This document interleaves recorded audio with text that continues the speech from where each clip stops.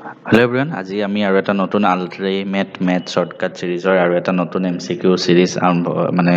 MCQ কাৰণে এটা নতুন শৰ্টকাট দিম হেতু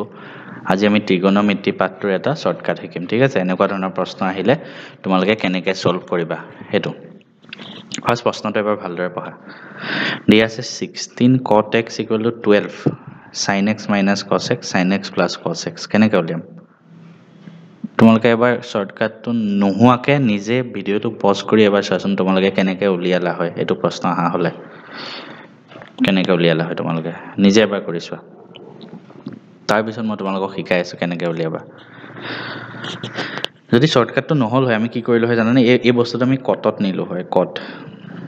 আমি তলত দুইটাতে সাইনেৰে ডিভাইড কৰিলো হয় তেতিয়া এটো cos ডিভাইড sin কট হল হয় মানে 1 - cot x 1 + cot x এনেকৈ আহিলে হয় আৰু এটো টাইম লাগিল হয় কৰোতে কিন্তু মই এটা শৰ্টকাট তোমালোকক শিকাই আছো কেনেকৈ কৰিবা চোৱা কি দি আছে 16 cot x = 12 অকল এনেকুৱা ধৰণৰ প্ৰশ্ন অকল ইয়াত sin ইয়াত cot বা tan আৰু এফালে sin cos থাকিলে এটো ৰুল এপ্লাই কৰিবা হা তো আমি ইয়াৰ পৰা cot x কিমান লিখিব পাৰো 12/16 4 ৰে হৰণ গৈ আছে 4 ৰে 3 4 ৰে 4 তো আমি পালো cot x = 3/4 তো cot x মানে কি হয় cos by sin = 3/4 হল এতিয়া কি কৰিবা জানানে এই 3/4 যে আছে এই তুমি এই কোৱেশ্চনটো সলভ কৰোতে ইয়াত cos x ৰ জায়গাত 3 পুট কৰা sin x ৰ জায়গাত 4 পুট কৰা জাস্ট পুট কৰি চোৱা এনসাৰ ওলাই যাব চাবা আমি চাওচোন কৰি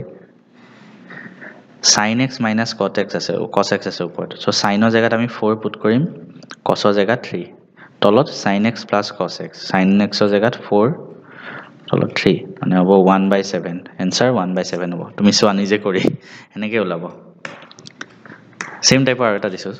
ইয়াত tan x = 3/4 আছে আমাৰ cos x + sin x cos x - sin x লেবলে তো tan x তো আমি কি জানো sin by cos হয় হল এটা আমি sin x ৰ জায়গাত 3 পুট কৰিম cos x ৰ জায়গাত 4 পুট কৰিম এটোত cos x ৰ জায়গাত 4 sin x ৰ জায়গাত 3 4 3 মানে 7/1 মানে 7 এনসাৰ